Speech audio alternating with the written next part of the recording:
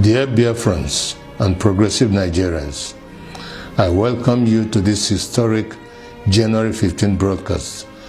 On behalf of all those who carried out the January 15th revolution in 1966, I bring to you a message of truth and freedom, for it is only the truth that can set us free from the bondages of war and propaganda, which we confuse as history.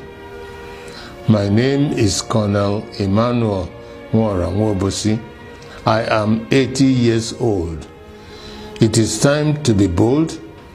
I am too old to lie. I am not afraid to die.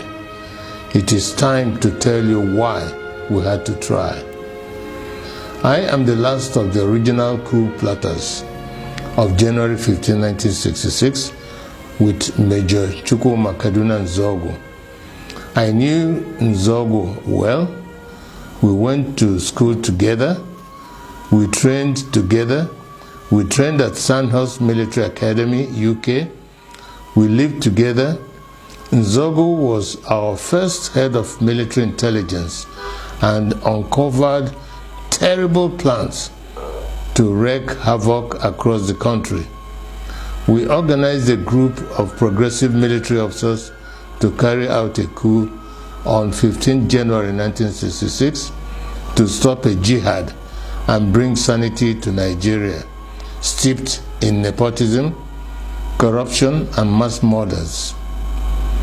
The government of Tafawa Balewa, controlled by the Premier of Northern Nigeria, Ahmadu Bello, were using us in the army to repress the Middle Belt and Western Nigeria. Houses and cars were burnt. Thousands were killed. There were 9 of us that planned the January 15th revolution. Majors Nzogu, Anuforo, Ifajuna, Ademoyega, Chukwuka, Okafor, Onwatuegu, and Obienu, and myself. However, 4 of us started it: Major Ifajuna and Major Ademoyega in the south, and Major Nzogu and myself in the north. We then united as a single revolution. I am the last of the 4 original revolutionaries. None published the complete truth. Only me, Colonel Emmanuel Nwobosi, is alive today to tell the final truth so that the lies will not triumph forever.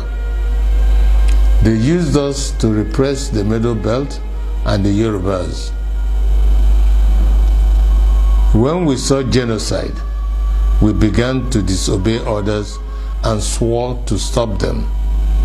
For instance, Major Chris Anuforo refused to release mass murderers caught with weapons and was court-martialed. He was replaced by Major Hassan Katsina, a northern Muslim willing to act. I was in Abeokuta, but refused to repress Yorubas. Instead, I opened our barracks as a safe place for them to run to. They told many lies about the January 15 boys to justify their genocide. But it is those of us that planned the revolution that they should have killed, not the 3 million innocent Biafrans that knew nothing. For years, I kept quiet, blaming myself and wondering whether at 27 I was too radical, that my actions led to the death of millions. Today, the same evil in 1966 is being unleashed. As I watch, my sense of guilt has vanished because we were not the evil. We were trying to stop the evil. That evil is radical Islamism.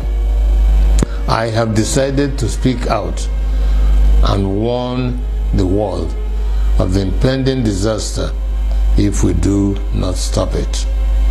Each time radical Muslims plan a jihad, in their religious mission to conquer the world, they will fail.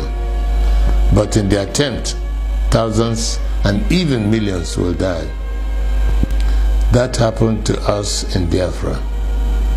At this point, let me differentiate between peaceful, law-abiding Muslims and radical Muslims who want to kill others, to force their religion on them. The problem is that wherever peaceful Muslims are, there are some radical Muslims amongst them. That is why they began a jihad in 1966. That is why we had to stop it. That is why they killed millions of our people. That is why we declared Biafra. Because we are a peaceful people, and oil and water can never mix. My story is a warning to Nigerians. For years, I was prevented from speaking the truth by exile, prison, harassment, poverty, surveillance, and death threats held over many of the actors like Ojukwu, Zik, Awolowo, Ibiam, and the January 15 boys that survived. But as I watch today, many of the events that led to the revolution are happening again, like Boko Haram, Fulani militia, Niger Delta militants, Shiites, IPOB, and mass murders. Some people think we acted wrongly in carrying out the January 15th revolution, but they may not be fully aware of the realities then. We were trained by the British to be patriotic, to give the ultimate sacrifice for Nigeria, and to stop anyone acting against the nation. Instead of our leaders using us to defend Nigeria, they were using us to suppress the citizens.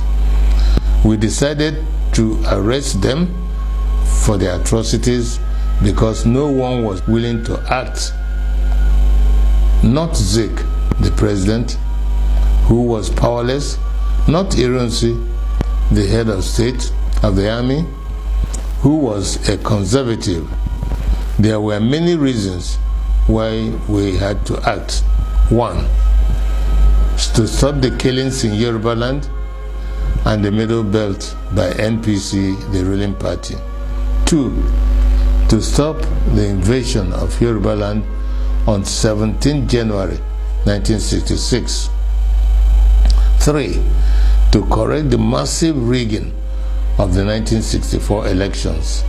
4, to free Awolowo from prison and make him the Prime Minister. 5, to stop the terrible corruption, nepotism, and regionalism of the NPC, the ruling party. 5, to stop Ahmadu Bello's planned jihad.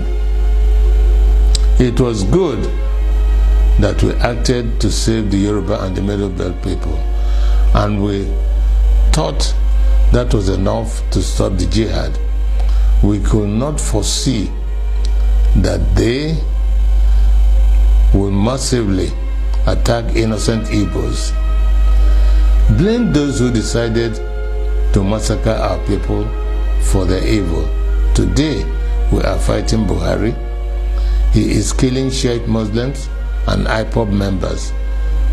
With the benefit of hindsight, we can see other ways of dealing with such evil. But for us in 1966, we just wanted to save the people from massacre. I wish to congratulate Nnamdi Kanu and IPOB for the good work they are doing to free our people from Nigeria and radical Islamism. Many of our people do not understand how vast IPOB is as an organization and the quality of the people that run it. On arrival in Israel, I started meeting high-quality professionals, and I was amazed.